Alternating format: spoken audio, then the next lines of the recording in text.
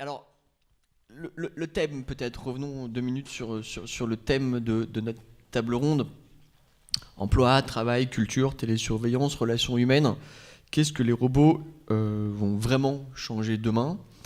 Alors, rapidement, pour ceux qui viennent de débarquer, si vous n'étiez pas là, comme je suis extrêmement aveuglé, je ne peux pas vous reconnaître. On va quand même représenter chacun de nos intervenants. Donc Jean-Michel Beignet, philosophe, Ariel Kirou, journaliste, essayiste, Philippe Roussel, roboticien, et Jean-Claude Dedin, essayiste aussi, spécialiste de l'intelligence artificielle, chercheur. On va être un petit peu dans le concret et c'est pour ça peut-être que dans un premier temps, c'est à vous, Monsieur Roussel, que je m'adresse. On a eu une après-midi, je dirais, à connotation relativement critique sur les robots, la critique du futurisme, le problème du rapport à l'artefact et au symbole. Ariel Kirou a tenté d'être dans la ligne plutôt la technologie, ça dépend ce qu'on en fait, mais bon, il n'en pense pas moins. Peut-être donc, pouvez-vous juste commencer rapidement, peut-être déjà en nous présentant qu'est-ce que ce cluster, concrètement, d'après vous, ce que ça va changer dans tous ces domaines, et puis peut-être après ça, rapidement, on essaiera de venir sur chacun des thèmes qui ont été abordés, en commençant évidemment par l'emploi et le travail, et cette fameuse acception schumpeterienne qui fait que, d'après lui, la destruction créatrice, donc la technologie, l'innovation au sens large, fait que les emplois se recréent. Raymond Kurzweil lui-même dit que les emplois sont détruits à la base de la pyramide, mais se recréent au sommet. Jusqu'à preuve du contraire, ça n'est pas le cas. La question est quel est le segment temporel dans lequel on réfléchit. Donc, ce cluster, de quoi s'agit-il et comment, d'après vous, les robots vont changer nos vies, changent déjà notre vie? D'accord. Donc, le cluster Robotics Place, c'est une association qui comporte aujourd'hui 63 membres. Ces membres sont des personnes morales, en l'occurrence, donc ce ne sont pas des personnes humaines. Des personnes morales en fait qui sont des entreprises, des laboratoires de recherche et des écoles d'ingénieurs, donc tous autour du thème de la robotique. L'idée du cluster, c'est de développer l'activité robotique de la région. Alors maintenant, Languedoc-Roussillon, Midi-Pyrénées, à l'origine c'est né à Toulouse, donc c'était Midi-Pyrénées. Donc c'était le premier cluster qui a été créé en France. C'est une initiative des entreprises. Alors qu'il existe aujourd'hui d'autres clusters dans d'autres régions françaises qui sont des initiatives de leurs conseils régionaux. Et donc l'objectif du cluster, c'est de développer l'activité économique des entreprises de robotique de la région. Qu'est-ce qui les rassemble finalement, ces entreprises Alors c'est autour des technos. En fait, le point commun de ces entreprises, c'est la techno, parce que par ailleurs, il y a des marchés qui sont très différents. Donc on a 3 domaines d'activité stratégiques: les drones, la robotique de service et la robotique industrielle. Et même au sein de la robotique de service, vous avez des gens qui font des robots de piscine, d'autres qui font des robots d'agriculture, et donc qui n'ont pas forcément grand-chose à voir en termes de marché, mais par contre qui sont qui peuvent partager des technologies. Et c'est là où on se retrouve tous autour de la technologie. Les robots, finalement, c'est quelque chose qui a été extrêmement présent dans la science-fiction des années 50 et 60. On a eu un peu le sentiment qu'il y a eu une sorte de grand creux. Et puis tout à coup, l'intelligence artificielle, les robots de service, le bouquin de Bruno Bonnell, Vive la Révolution. Tout à coup, on a l'impression qu'on est dans une sorte de nouvel âge d'or, comme si on reliait 2 époques. Et que ça y est, on y est enfin. C'est un peu comme la domotique avec mon oncle de Jacques Tati. Ouais. Ça y est, on y est. Est-ce que c'est vraiment ça? Alors en fait, la robotique, on y est depuis 40 ans. Les robots industriels, l'industrie automobile, ça fait à peu près 40 ans qu'elle a commencé à utiliser des robots. Et moi, je voudrais juste redescendre un peu sur Terre par rapport à l'acceptation du robot. Le robot, pour les roboticiens, ce sont des machines. C'est-à-dire que, Voilà, de la même façon qu'aujourd'hui, on a une machine à laver le linge à la maison, on ne fait plus comme ma mère Denis, on ne va plus à la rivière pour laver le linge. Et ben, les robots, c'est juste une évolution supplémentaire qui intervient sur des domaines différents, mais qui font en sorte de faciliter la vie des gens. Donc vous tombez pas amoureux de vos robots? Non, pour l'instant. Ceci dit, j'aime beaucoup l'image du film sur Arte, là, du feuilleton Real Humans, où on voit effectivement des gens qui peuvent tomber amoureux de leurs robots. Il faut savoir que la réciproque n'est pas possible. Alors il y a un roman que je vous conseille qui s'appelle Soft Love. C'est un roman. D'Eric Sadan, où effectivement c'est l'operating system qui tombe amoureux de sa maîtresse. Là on est dans la littérature, moi je vous parle de la réalité. D'accord. Du point de vue, restons 2 secondes sur vous, du point de vue business, chiffre d'affaires, changement dans la vie quotidienne. Est-ce que là, on est sur une pente extrêmement ascendante ou est-ce qu'on est encore dans l'ordre de la promesse? Alors il y a plusieurs marchés. Le marché le plus ancien, qui est le marché de la robotique industrielle, c'est un marché qui est en croissance. Qui est depuis quelques années a connu des évolutions technologiques avec la cobotique, qui sont ces types de robots, donc toujours des robots qui fabriquent des pièces, mais qui au lieu d'être enfermés dans une cage et de faire uniquement toujours le même mouvement pendant des années, sont devenus des robots qu'on peut mettre sur une chaîne de fabrication à côté des gens, et surtout qui sont extrêmement versatiles, qu'on peut changer de position, qu'on peut changer auxquels on peut demander de faire autre chose, on peut les changer dans un autre emplacement dans l'atelier, et qui vont permettre de faire des plus petites séries, qui est la tendance actuelle du marché, de demander toujours de plus en plus de petites séries, de choses différentes, etc. Donc ça, c'est un marché qui est rentable, qui est florissant, qui fonctionne bien et qui se développe. Après, vous avez les marchés de la robotique de service et des drones, qui sont encore des marchés en devenir. Dans le meilleur des cas, vous avez des sociétés sur lesquelles il y a des gens qui investissent. Et c'est des sociétés qui se développent. On a des sociétés, des très belles sociétés à Toulouse, comme Nayo Technologies dans le domaine de l'agriculture qui vient de lever 3 millions d'euros, ou de l'Airtech dans le domaine des drones qui vient de lever 15 millions d'euros, qui sont des gens qui recrutent du personnel, qui ont 15 employés pour l'un, 50 pour l'autre, mais qui sont aujourd'hui absolument pas rentables. Donc on est encore dans la promesse. On est encore dans la promesse. Si pour répondre à la question. Tout à fait. D'accord. Juste sur je reste sur vous, désolé. En termes de création, c'est bienveillant comme acharnement. Moi, je pourrais. Du point de vue de la création d'emplois, là, on entre vraiment dans la première thématique. Du point de vue de la création d'emplois, donc ça fait 67 entreprises. Même si pour l'instant il n'y a pas de rentabilité immédiate, il y a quand même des gens qui sont embauchés dans ces entreprises.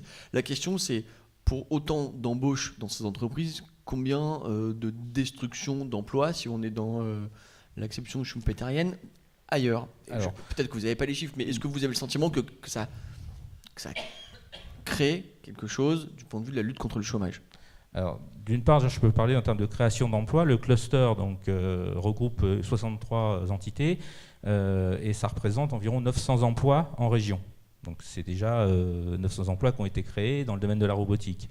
Quand ce qu'il y en est de la destruction d'emplois, en fait, l'installation de robots dans nos entreprises, aujourd'hui, quand on parle de destruction d'emplois, c'est plus dans le robot manufacturier, dans le robot industriel, n'induit pas systématiquement des destructions d'emplois.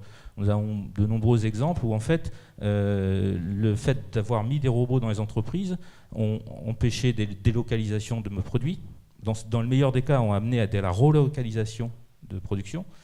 Dans beaucoup de cas, surtout, a permis aux entreprises d'être plus rentables, de faire des produits qui sont de meilleure qualité, moins chers, de les réaliser dans les délais demandés, etc., donc de ne pas avoir de pénalité. Ce qui fait qu'au bout d'un certain temps, leurs clients sont satisfaits de travailler avec eux et passent plus de commandes. Et donc, en fait, les entreprises qui se robotisent ont tendance à grossir, à augmenter leur carnet de commandes et donc du coup à recruter plus de personnel parce que les robots ne font jamais que quelques tâches techniques comme ça, mais tout l'environnement autour nécessite quand même d'avoir du personnel. Est-ce qu'il y a un savoir-faire français en robotique ou est-ce que c'est un truc de journaliste? Non, il y a un savoir-faire français en France sur la robotique, surtout sur la partie programmation, sur la partie logicielle. Il y a d'autres pays comme l'Allemagne ou le Japon qui sont extrêmement forts sur la partie mécanique. En France, on est plus reconnu. C'est une autre forme d'intelligence, c'est ça, l'intelligence artificielle, c'est une sorte d'intelligence. Eh bien, la transition est toute trouvée. Jean-Claude Audin, c'est quoi votre sentiment à vous sur cette destruction créatrice? Et est-ce que y a 15 milliards de titres de une de journaux sur ça va bouffer nos emplois, c'est terminé. Est-ce qu'on en est là à votre avis, ou est-ce que on est dans une sorte de transition? C'est clair, on est dans une transition. Michel Serres, il dit on n'est pas dans une crise, on est dans un changement de monde. Et effectivement, l'IA, et on en parle beaucoup, et les robots, on en parle beaucoup. IA, ok, pour tout le monde. Ce n'est que la face visible d'un changement extrêmement profond dans nos sociétés, dans nos métiers, dans la manière dont le monde est en train d'évoluer. Et évidemment, tout changement provoque de l'angoisse, et je pense à juste titre, et ça nous permet de réfléchir, comme le disait Jean-Michel tout à l'heure et Ariel. Et donc ça, c'est un point qui me semble important. Je pense qu'il ne faut pas céder au catastrophisme et crier haro sur les technologies. C'est quelque part, de mon point de vue, une des meilleures chances, en tout cas des aides dont on ne peut pas se passer pour affronter les défis qui sont à nous. Les défis, il y en a énormément.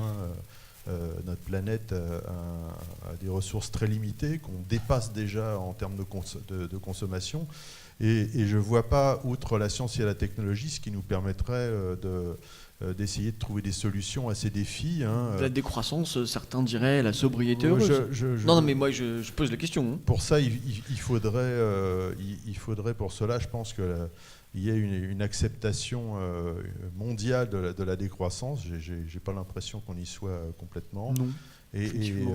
Donc, en tant que scientifique, j'ai un petit peu plus. Alors c'est peut-être un défaut, mais je fais un peu plus confiance à nos capacités d'innovation et de trouver des solutions dans ces voies-là, que d'imaginer que dans les quelques années qui nous restent pour tenter de résoudre ces problèmes, eh bien, il y aura une prise de conscience telle que l'ensemble de l'humanité planétaire va se mettre d'accord, et si tant est que ce soit qu'une décroissance soit la solution. Ça aussi, ça prête à beaucoup de débats, évidemment, de se dire finalement on va revenir un petit peu en arrière par rapport à cette évolution. Donc voilà, donc je suis sûr de ne pas avoir répondu à la question, mais si j'avais la réponse, je serais maître du monde.com. C'est un défi. Non, mais moi, ce qui m'intéresse, c'est dans les quelques années qui nous restent. Pardon, mais il reste combien de temps? Avant quoi, d'ailleurs?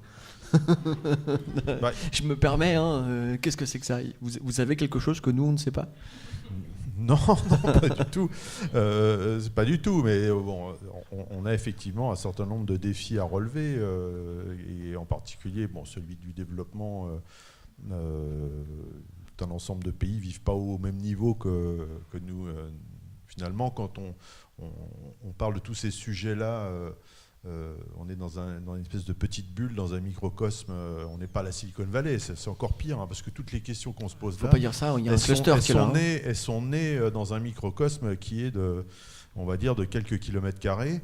Et même ici à Toulouse, on est très loin de la toundra où ces questions prennent une toute autre dimension. Elles deviennent complètement relatives. Et voilà, donc la majorité de la planète, aujourd'hui, pour eux, la robotique, c'est pas le principal problème. Leur principal problème, c'est de manger tous les jours et de survivre. Donc il faut relativiser aussi ces points de vue-là. Comme moi je dis dans la presse, et ça y est, l'IA va détruire les emplois. C'est le principe. Quand j'entends Stephen Hawking ou Elon Musk dire oh là là, c'est la plus grande menace de l'humanité, non, soyons sérieux. La plus grande menace de l'humanité, c'est la différence. C'est un certain nombre de différences qu'il y a aujourd'hui sur la planète. C'est la pauvreté, c'est la pollution galopante. Alors peut-être justement, dans quel domaine la promesse robotique ou de l'intelligence artificielle est la plus ouverte, là où il y a le plus d'opportunités, d'après vous? Je n'ai pas compris la question. Dans quel domaine? Non, c'était pas. Dans quel domaine il y a le plus de chances de régler les problèmes? Est-ce que c'est plutôt en termes d'environnement? Est-ce que c'est plutôt en termes de services? Si on parle un peu économie. Alors, déjà, ce sont des technologies, on l'a vu avec la robotique, mais l'intelligence artificielle qui sont censées apporter un certain nombre de solutions à des problèmes. Mais ce que je voudrais surtout dire, c'est que les problèmes, les défis auxquels on a à faire face aujourd'hui, ils sont tellement importants qu'il faudra avoir un niveau d'intelligence qui dépasse celle qu'on est capable de mettre aujourd'hui de façon pratique. Et donc on a besoin de toutes ces chances-là. Et je pense qu'on peut améliorer nos capacités, pas en donnant la main à une intelligence artificielle ou à des robots, mais justement, nous, en ayant une intelligence augmentée, en utilisant à côté de l'humain, eh bien, des technologies qui vont nous aider à résoudre ces problèmes. Et qui vont nous suppléer, en fait. Non, pas nous suppléer, qui vont nous aider à travailler sur ces problèmes avec tous les outils à notre disposition. Et ça ne veut pas dire que donc je ne suis absolument pas transhumaniste, je ne pense pas du tout qu'en 2045 il va se passer quoi que ce soit, et on aura assez de problèmes comme ça en 2045. Par contre, on a tout intérêt à utiliser toutes ces technologies le plus rapidement possible pour nous aider à attaquer des problèmes qui sont vraiment des problèmes importants dans l'évolution de nos sociétés. Ariel Kirou, moi, je voudrais me tourner vers vous. Je vais vous voyer pour qu'il y ait égalité de traitement. Vous parliez tout à l'heure de l'étude de Roland Berger sur les 47% d'emplois qui vont disparaître. Et en même temps, vous nous montriez cet exemple du robot dans les allées de cette entreprise de bricolage. Et vous sembliez être ironique vis-à-vis de ce robot.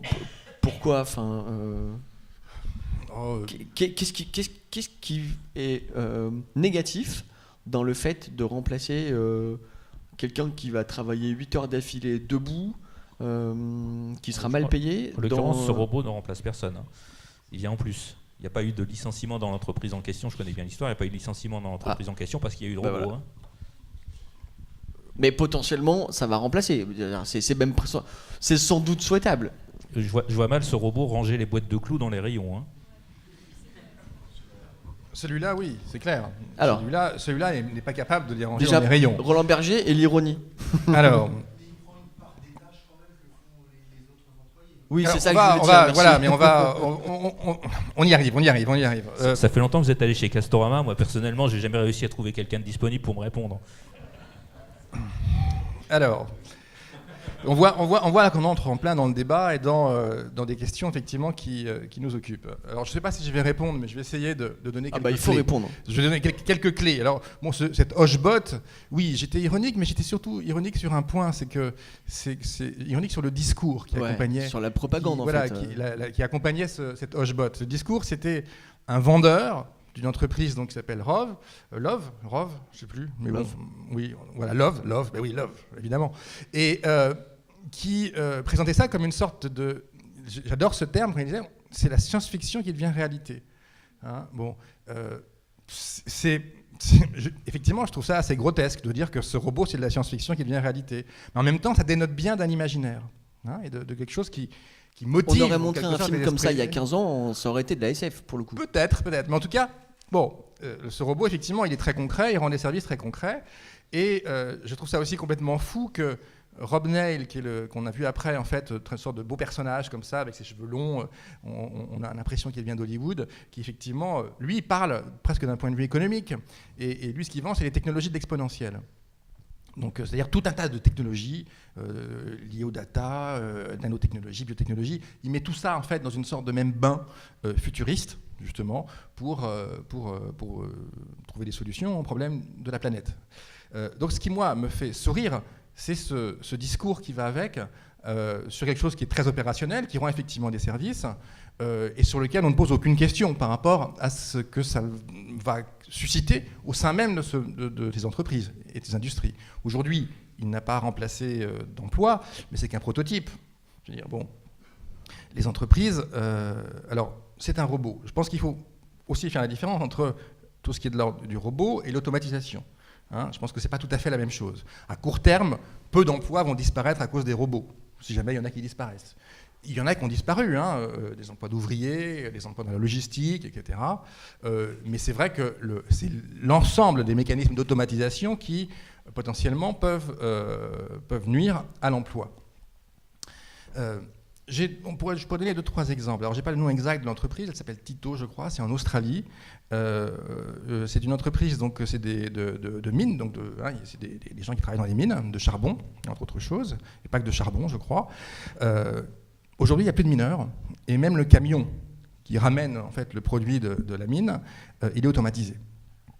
Alors, ils ont embauché quelques ingénieurs en plus, et il n'y a plus de mineurs. Globalement, le solde est négatif. Mais je trouve ça très bien. C'est potentiellement une bonne nouvelle. Je suis quelqu'un d'optimiste. C'est une très très bonne nouvelle qu'il n'y ait plus d'emploi de mineurs. Du moment que ceux qui ont été détruits fassent quelque chose de plus intéressant. Du moment, dès lors qu'effectivement ceux qui ne sont plus mineurs essayent puissent trouver, de par leur capacité, soit inscrits dans une société du savoir, où ils vont à la fois transmettre ce qu'ils savaient, peut-être que des hobbies qu'ils avaient vont devenir leur travail. Ça pose une question de société. Il y a des tas de gens, des tas d'économistes qui vont vous dire non, effectivement, ça ne va pas détruire d'emplois. Les robots et l'automatisation, et plus largement les technologies exponentielles. Certains vont même dire, s'ils sont proches de l'université de la singularité, que ça va résoudre, comme je le disais, tous les problèmes du monde. Ce qui me faisait sourire, d'où l'ironie. Hein. Bon. Je crois profondément que si on utilise des automates, des algorithmes ou des robots, c'est pour avoir des gains de productivité, vous l'avez dit, pour être plus rentable. Hein. C'est aussi plus sûr que des humains, c'est plus maniable, c'est plus. Vous avez dit derrière qu'effectivement, l'entreprise, grâce à ça, elle a cru, hein, elle a gagné, elle était plus rentable et ainsi de suite. Bon, alors il y a peut-être quelques emplois d'ingénieurs qui ont été faits pour surveiller ces robots, mais forcément, quelque part, on aurait pu mettre à la place du robot des humains qui auraient fait un boulot de machine. Je veux dire, c'est une question de conviction. J'ai la conviction, et je ne suis pas le seul, effectivement, il y a un certain nombre d'études qui le démontrent, que globalement, l'automatisation détruit plus d'emplois qu'elle n'en crée. Le World Economic Forum, qui, comme vous le savez tous, sont des gens tout à fait fréquentables et qui sont vraiment des révolutionnaires.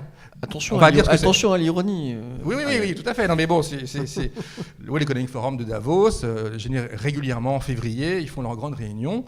Et c'est vraiment, de façon générale, ce qui se dit, c'est une bonne mesure de la doxa des patrons du monde entier et des multinationales. C'est comme ça qu'on le prend, qu'ils soient éclairés ou non. Eh bien, non, ils ont pondu un rapport qui a été sorti lors de leur dernier grand symposium, dans lequel ils expliquaient que 5 millions d'emplois d'ici 2020 vont être perdus à cause de l'automatisation. Il y en aura 2 millions qui vont être créés et 7 millions qui vont être détruits. Donc le solde sera négatif de 5 millions sur l'ensemble, en gros, des pays les plus développés. Hein, que des gens qui n'ont jamais admis une seule seconde cette idée que potentiellement tout le monde ne pouvait pas devenir roboticien ou data scientist.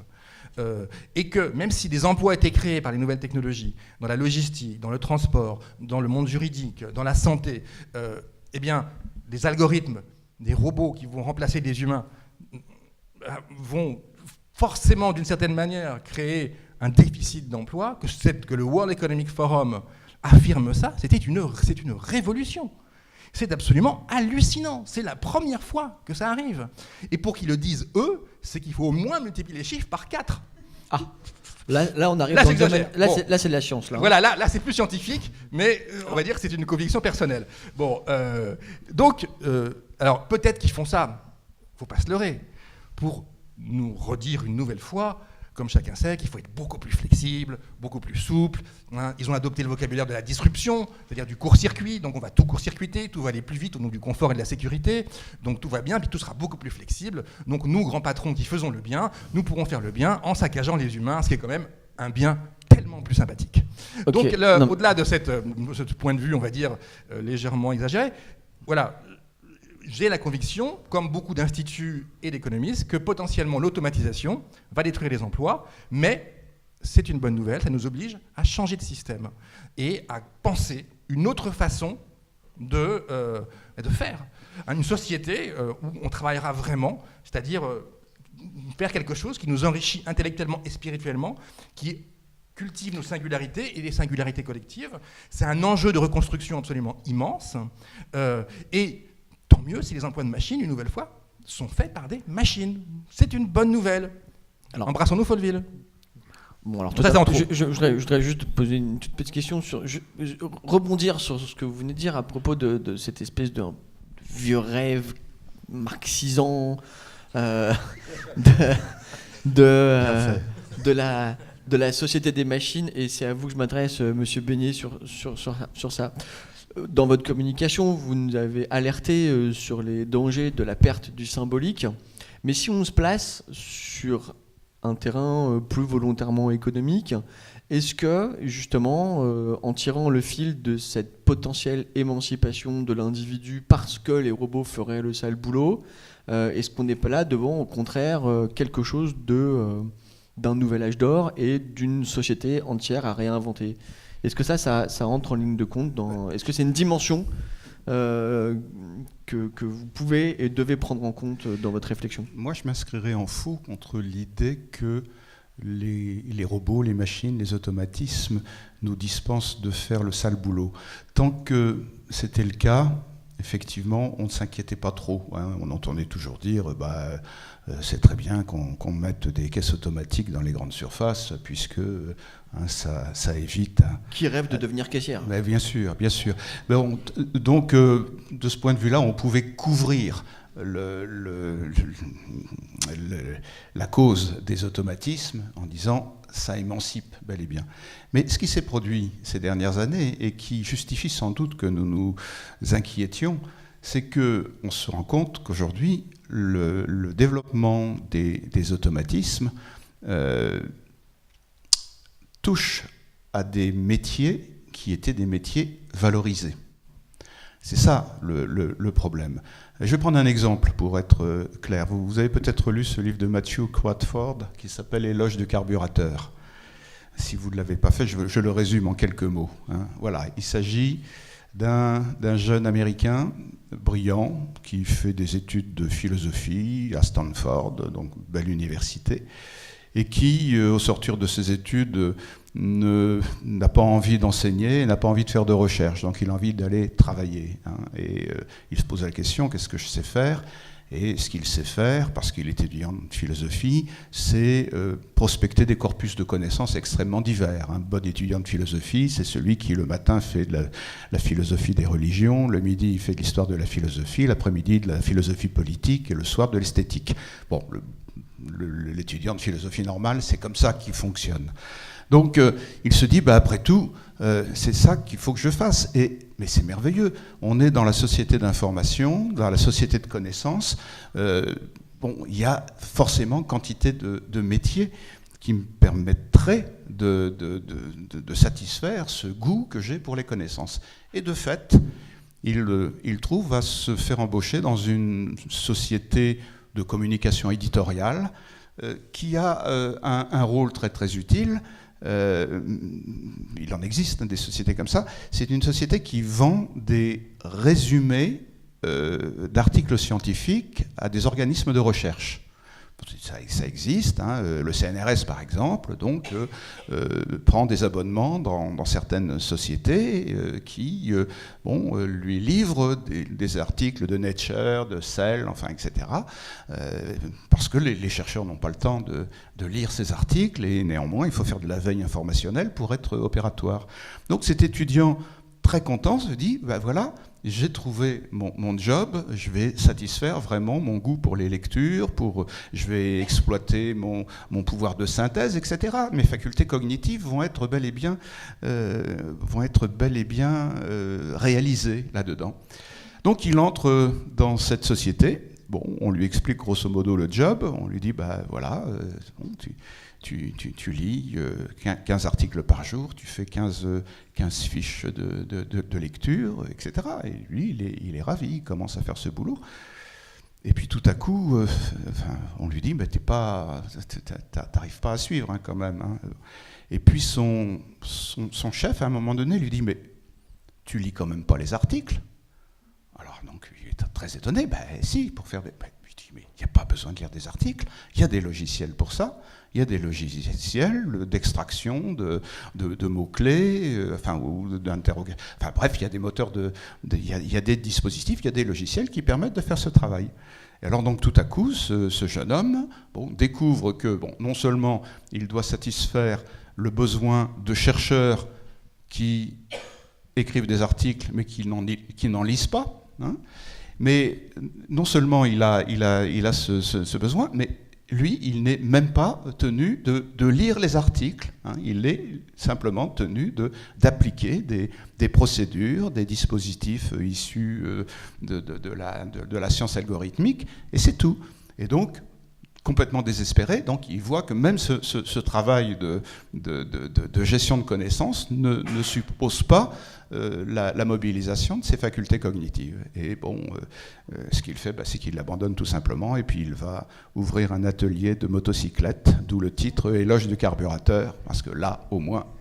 Donc, cette petite histoire qui pourrait passer comme une parabole, eh bien, elle est quand même très, très présente dans notre contexte. On voit quand même quantité de secteurs d'activité qui étaient traditionnellement valorisés parce que relevant de la culture, de la connaissance, etc., eh bien, sont de plus en plus en train d'échapper de plus en plus à leurs acteurs. Je pourrais prendre le cas des robots écrivains qu'on a évoqué. C'est vrai que les journalistes ont des raisons de s'inquiéter, hein, parce qu'ils vont être de plus en plus dépossédés de leur job. Je pourrais dire que les enseignants, c'est la même chose. Les MOOC qui sont en train de se développer sont une calamité. Moi, je refuse de faire des MOOC. Hein. On me dit, voilà, tu vas segmenter ton enseignement par 8 minutes, hein, 8 minutes, parce que de toute façon, c'est beaucoup, 8 minutes. Hein, c'est déjà si beaucoup, je peux me permettre. etc. En plus, il y aura de l'image. Donc voilà, je résume simplement pour dire, c'est pas simplement la montée des automatismes ne pénalise pas seulement les métiers dégradés qui pourraient donc être positivement remplacés, mais de plus en plus les métiers où il y avait besoin de décision, il y avait besoin de réflexion, il y avait besoin de culture et de temps long. Et alors, voilà le problème. attends, avant de passer à un autre sujet, Ariel, voilà, je vais vous laisser la parole. Et ensuite, Jean-Claude. Le problème... T'empêche pas Ariel de parler. Si, je vais arriver. Mais 2 minutes. Voilà, oui, non, mais même très court.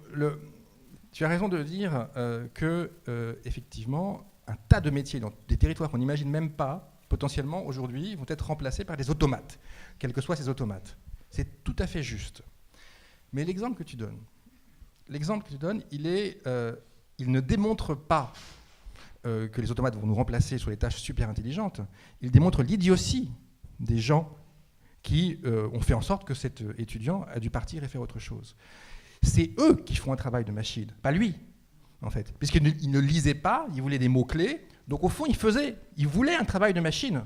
Et donc, c'est une machine qui a remplacé cet être humain. Le problème est donc un problème, et ça, c'est le vrai problème de tous nos sujets, non pas un problème d'ingénieur, de technicien, non pas même un problème économique, c'est un problème politique. C'est un problème social et politique, en fait. Et c'est bien ça. L'essentiel, c'est qu'effectivement, l'exemple que tu donnes pose la question de la société qui, demain, ou aujourd'hui déjà, devra être la nôtre. Et il est clair que si on continue sur ce registre-là, c'est une véritable catastrophe.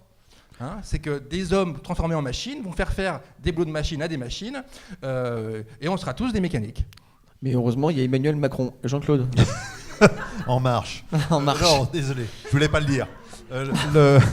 Non, je suis entièrement d'accord. On en vient que c'est au bout du compte pas un problème de technologie ou c'est un vrai problème de société, un problème finalement de qu'est-ce qu'on valorise au sens financier du terme. Hein, et ce qu'on valorise aujourd'hui financièrement, ce ne sont pas forcément les relations humaines, c'est pas forcément, et c'est probablement là le problème. Si on les valorisait d'une certaine manière, la caissière qui discute avec Madame Michu au moment où elle passe les produits, si on valorisait cet acte-là, eh bien, évidemment, on n'en serait pas à les remplacer probablement avec des machines. Je voulais en profiter, c'est un petit scoop que j'avais préparé vu le débat, c'est pour vous proposer du coup une reformulation des 3 lois d'Asimov que vous connaissez tous dans ce contexte-là. On peut les rappeler quand même, je pense. Alors, elles sont juste un tout petit peu modifiées. J'ai osé les modifier un petit peu. Donc, loi numéro 1, une IA ne peut porter atteinte à un être humain ni à son emploi, ni restant passif permettre qu'un être humain soit exposé au danger ou au chômage. Loi numéro 2, une IA doit obéir aux objectifs que lui donne un être humain, sauf d'ici de tels ordres entrent en conflit avec la première loi. Donc en fait, c'est la première loi qui est importante. Une IA, et la troisième loi, une IA doit protéger son existant tant que cette protection n'entre pas en conflit avec la première ou la deuxième loi. Donc alors je fais ça de façon un peu ironique aussi, puisqu'on sait bien aujourd'hui qu'avec les avancées en robotique militaire, les 3 lois de la robotique d'Asimov ont été oubliées, puisqu'aujourd'hui, des robots, enfin, on va dire des drones, mais presque des robots, puisque, comme le disent les gens, les militaires, l'intelligence doit être dans la pointe de la lance, c'est-à-dire que ça doit avoir de plus en plus d'autonomie pour être le plus efficace possible. Eh bien, la première loi de la robotique est déjà enterrée. Or, sans que nous, citoyens, finalement, aient donné notre avis à un moment donné. C'est-à-dire que ça a été décidé un petit peu comme ça. Et c'est, à mon sens, relativement grave, d'où ma citation là, sur la reformulation des 3 lois qui inclurait non seulement le danger de la vie, le danger, mais aussi d'intégrer celui de l'emploi. C'est pour ça que Elon Musk, Stephen Hawking, Bill Gates ne sont pas complètement à côté de la plaque, quoi que tu les suggérais. Vous savez, tout le monde se tutoie ce soir, finalement. Ah, je suis désolé. Non, je plaisante, pardon. Mais... Oui, vous avez tous entendu parler de cet appel formulé par donc au moins ces 3 noms que j'ai évoqués, Stephen Hawking, le physicien, Elon Musk, le patron de SpaceX, et Bill Gates. Donc on produit un appel très très alarmé, disant en gros, si nous n'y prenons garde, l'intelligence artificielle risque de tuer l'espèce humaine tout entière. Voilà. Donc c'était intéressant quand même que des gens comme ça... Bon. C'est l'aile gauche de la Silicon Valley, quoi. Donc il faut dire que la comparaison qu'ils prennent, c'est le nucléaire. Ils disent l'intelligence artificielle est beaucoup plus menaçante que le nucléaire pour l'espèce humaine. Je crois que ce qu'ils évoquaient, c'était précisément le domaine militaire, en tout premier lieu. Et tu sembles dire à peu près la même chose lorsque tu dis que la première loi d'Asimov, elle est complètement bafouée aujourd'hui par les militaires. Donc de ce point de vue-là, on n'est pas complètement dans l'annonce catastrophiste. On est dans quelque chose qui mérite examen, et examen sérieux. Moi, j'aimerais juste vous poser la question, avant de vous redonner la parole, parce que d'une certaine manière, je suis vraiment désolé pour vous, mais vous êtes un petit peu celui qui incarne ce soir le mal. Non, je plaisante, évidemment. Mais je crois pas, non. Non, mais moi, la question que Bon, on est en France, donc forcément, un débat technique devient très rapidement philosophique, et c'est tant mieux. Est-ce que c'est des questions que vous vous posez en tant que, disons... roboticien, robotologue. Alors, nous, les questions qu'on se pose, c'est est-ce que vous vous fixez des limites autres que celles de la loi? Pas dans cette façon-là. C'est-à-dire que nous, les questions qu'on se pose quand on conçoit des robots, c'est comment est-ce qu'on peut améliorer le quotidien des gens pour lesquels on conçoit ces robots. Et justement, l'impact que ça peut avoir de positif sur la société. Si on revient par rapport aux problématiques de l'agriculture, on a un besoin aujourd'hui de nourrir des gens et de produire en quantité. Pour produire en quantité, la solution qui a été mise en œuvre jusqu'à présent, c'est de mettre des engrais, des produits chimiques, etc. Sanitaire. Voilà. Et donc la robotique, qu'est-ce que ça permet de faire? Ça permet de faire de la culture biologique, sans engrais, mais comme on ne trouve plus de personnes qui acceptent de venir biner les champs entre les rangs de légumes... Non.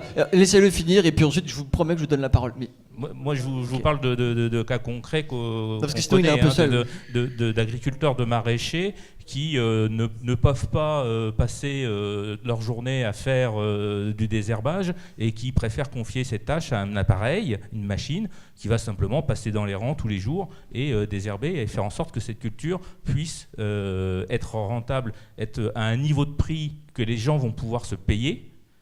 Parce que on n'est pas obligé d'employer, effectivement, d'abord on a du mal à en trouver, mais en plus on n'est pas obligé d'employer des gens qui, au niveau de salaire d'aujourd'hui, on ne pourrait pas commercialiser les fruits et les légumes de cette façon-là. Jean-Claude et madame, peut-être? Non, oui, d'un certain point de vue, je suis d'accord avec... il faut faire attention et pas y aller comme ça, la fleur au fusil, comme à certaines époques, en disant tout est beau et être complètement aveugle sur certaines difficultés, la preuve. Je ne crois pas que c'est ce qu'Elon Musk et Stephen Hawking pointaient. Moi, ce que j'ai lu, en tout cas, et quand j'ai écouté l'interview, c'est en gros une version dystopique de l'utopie de Ray Kurzweil. C'est-à-dire que c'est l'IA de 2045, c'est clair, ça sera une super intelligence, et du coup, il n'y a aucune raison qu'elle soit amie avec l'homme, et elle va nous tailler en pièces, si je caricature. Et de la même manière que personnellement je combats l'idée de Ray Kurzweil et du transhumaniste, le fait d'en avoir une version dystopique, prônée par Elon Musk et Stephen Hawking, puis repris de façon un peu opportuniste par Bill Gates, qui est quand même un des retraités les plus riches de la planète, je ne peux pas adhérer non plus. Ça n'empêche pas qu'effectivement, il y a des, à mon sens, il y a des vraies questions de société à se poser, et quant à l'utilisation de ces technologies, je suis d'accord. Et pour moi, l'IA n'est pas je suis désolé, n'est pas la plus grande menace qui pèse sur l'humanité aujourd'hui. Quand j'entends ça, ça me fait bondir. C'est pas vrai.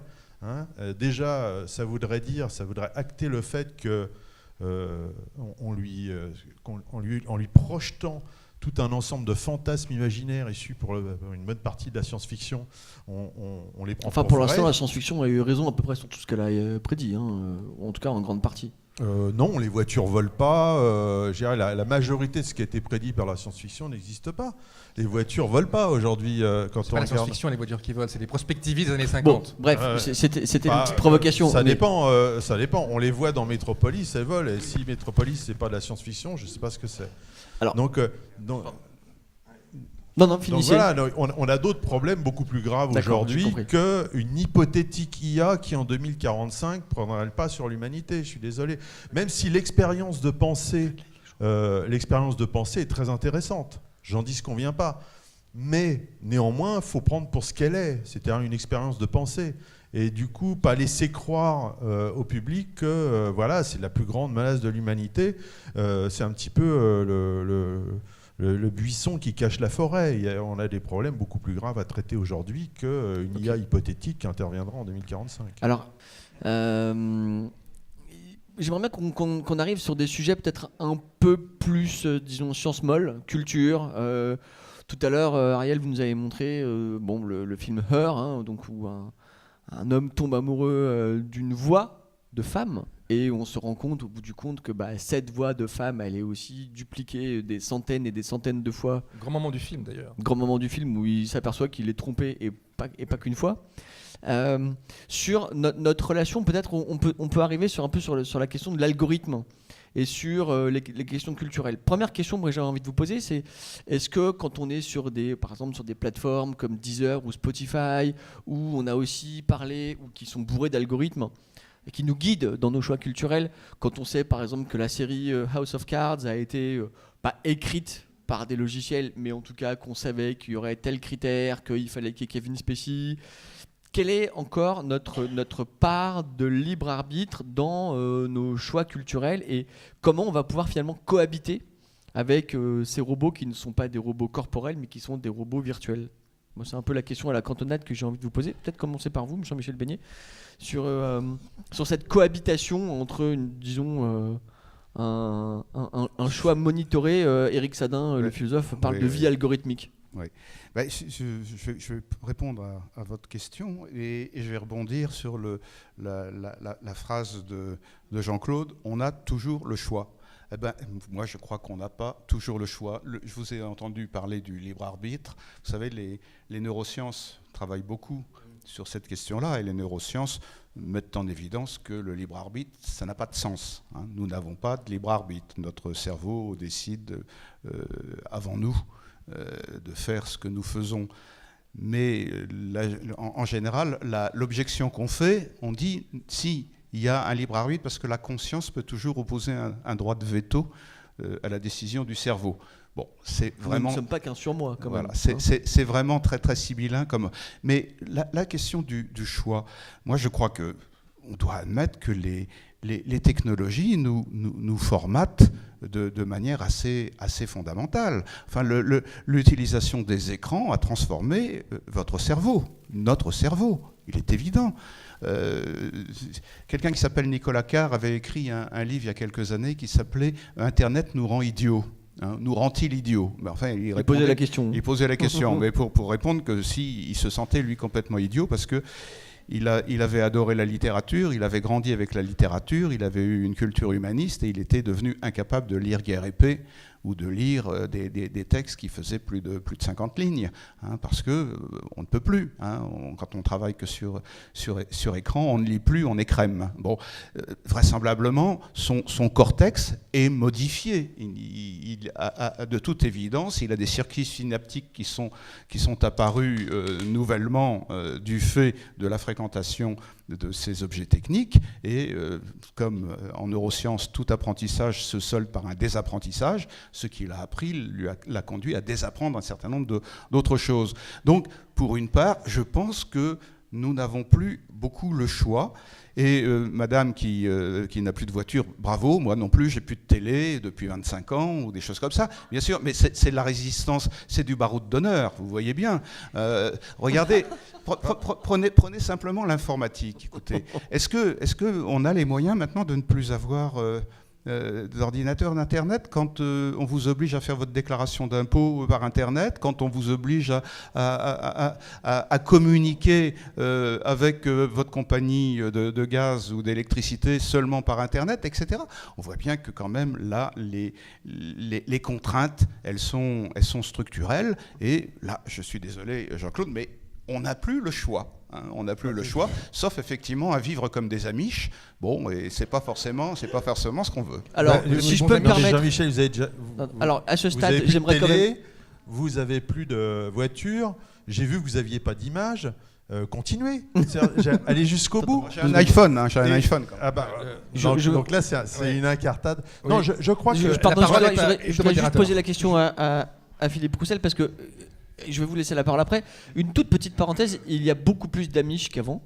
Et vous savez, vous savez que la communauté Amish est passée de 2000 à 300 000 personnes en quelques dizaines d'années. Il y a des mouvements de simplicité volontaire qui se développent dans de nombreux endroits. Et puis, il y a effectivement des gens qui refusent. Eh bien oui, il faut... Philippe Roussel, c'est à vous que je voudrais m'adresser parce que vous êtes extrêmement sage. Et alors, tous ceux qui s'agitent sur leur siège en réclamant le micro ont la parole. Et c'est pas la loi du plus fort. Voilà. Est-ce que vous avez le sentiment de produire malgré vous une société technicienne, et est-ce que vous avez l'impression que vous matricez la société? Est-ce que grosso modo on peut vivre en dehors de la société que vous nous bâtissez? Alors, est-ce qu'on a Je vous laisse la parole, mais la question est un peu dégueulasse, je suis désolé. Alors, le faire malgré... Le faire malgré nous, je pense pas, parce que quand on rentre dans cette profession, c'est qu'on a envie de changer le monde, parce que on pense que ce qu'on est en train de préparer va être plus agréable à vivre. Et si on se base sur comment c'était avant et tous les gens qui ont fait ça avant nous, ce qu'ils nous ont apporté, effectivement, la voiture, ça a des défauts. Mais aujourd'hui, je trouve que ça a quand même plus d'avantages que de défauts, et j'ai pas envie de me promener à cheval. Donc voilà, on essaye effectivement d'améliorer le monde et de l'améliorer avec les moyens qu'on a, et on se met aussi dans une situation, nous on n'est pas des philosophes, donc on n'essaye pas de faire le monde parfait. Vous avez pour autant un discours extrêmement normatif, reconnaissez-le. Ouais. Ce qu'on essaye de faire simplement, c'est dans la société dans laquelle on vit, de pouvoir apporter chacun notre petite brique qui améliore la situation des uns et des autres. Merci. Jean-Claude et Ariel, ensuite je vous laisse. On était parti dans une envolée lyrique. Ben oui, mais il faut redescendre un petit peu. On nous a coupé, on nous a cassé carrément dans répondre à ta question. Dans nos réponses. Mais je voulais dire, quelque part, moi, ce qui me gêne dans ce raisonnement, c'est qu'on a l'impression que toutes les technologies remplacent ce qu'il y avait avant. d'une manière générale. Elle ne remplace pas forcément ce qu'il y avait avant. Rien n'empêche de lire des livres aujourd'hui, même si aujourd'hui, il y a des... moi, je lis beaucoup de livres et par ailleurs, je produis du numérique et j'écris du numérique. Mais vous les Ça lisez ne sur papier remplace pas. ou sur... Les deux. C'est la en même général. lecture. Les deux, mon général. Donc et je on parle vois pas pas. J'éprouve autant de plaisir et des avantages différents lorsque je prends un livre papier ou lorsque je prends un livre numérique. Il y a des avantages dans les deux. Donc l'un ne remplace pas forcément l'autre. Et pour terminer sur ce point, j'ai l'impression que c'est le problème. C'est que depuis le début, on crée des technologies dans notre tête, dans notre culture, qui sont faites pour remplacer l'homme. Hein. Et au contraire, aujourd'hui, il faudrait changer de paradigme et penser ces technologies pour nous aider, pour nous accompagner replacer l'homme dans cette figure-là. Mais depuis je dirais Socrate, Platon, ces technologies sont produites pour remplacer l'homme. Ils rêvaient d'une société de plaisir, ou débarrassés du travail. On sait aujourd'hui que c'est faux, que le travail a une place importante, et donc il faut revoir notre position là-dessus. Ça sera dur parce qu'elle est culturellement ancrée depuis des millénaires.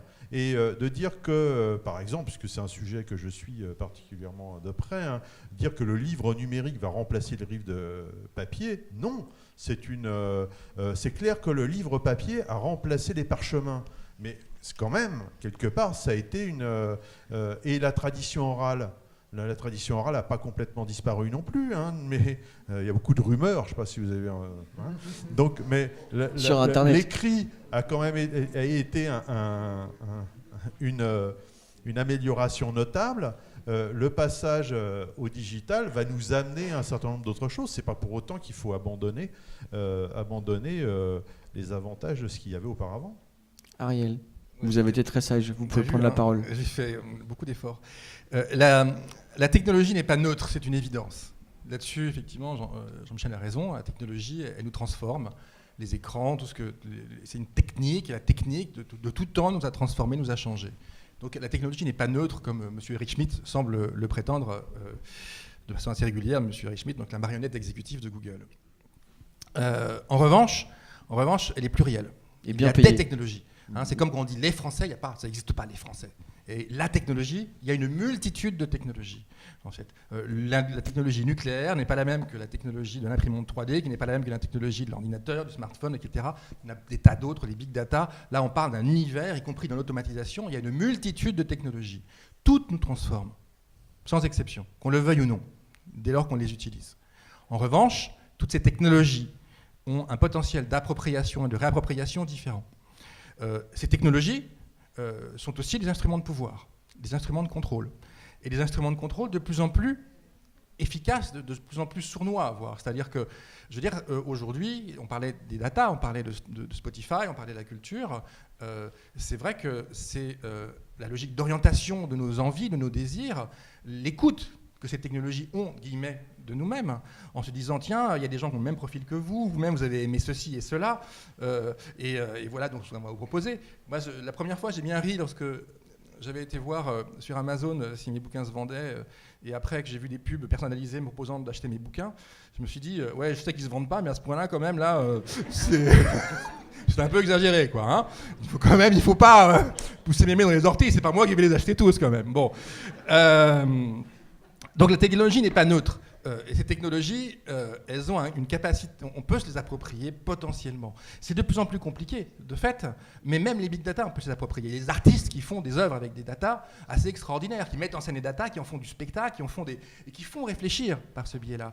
Moi, ma conviction profonde, c'est que oui, je veux dire, la logique du confort et de la sécurité font que de plus en plus de gens au nom d'une sorte de simplification, se laisse orienter, se laisse vivre. Mais c'est compliqué. Moi qui adore Philippe Cadic, si je me promène en fait dans une rue et que mon smartphone me dit tiens, la version du BIC de Philippe Cadic, qui est une sorte de scénario fait par Dick lui-même, que tu n'arrives pas à trouver depuis 5 ans, il est là dans la librairie. Bon, ben, je vais y entrer et je vais potentiellement l'acheter, c'est une évidence. Et là où je serais humain, c'est si je tombe sur un vieux copain, mon vieux copain écrivain Francis Mizio qui le cherche aussi, et que je lui donne. Ça, la machine ne l'aura pas prévu.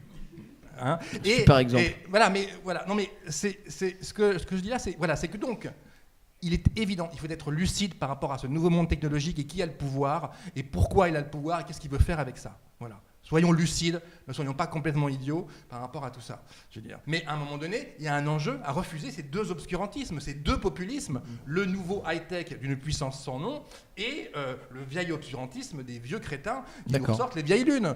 Donc entre les deux, bien évidemment qu'il faut s'approprier les outils, qu'il faut y aller et qu'il faut effectivement essayer de voir, de réfléchir, de penser. Et c'est indissociable évidemment d'une pensée, d'une réflexion et d'une action, je me répète, politique. Et par rapport à la culture, tout à fait. Oui. Vous répétez, monsieur. Ouais, voilà. Mais parce qu'effectivement, je me répète parce que j'ai aussi des côtés machiniques et que quand je vois le public sourire, eh ben je me dis, je le répète encore comme ça, il va sourire encore. Ok. Voilà. Bon, bah, je crois qu'on va s'arrêter là. Hein. Merci vraiment à tous les quatre.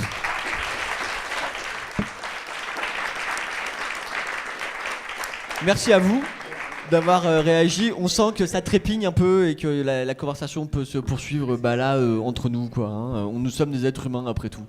Merci et merci à Jean-Philippe.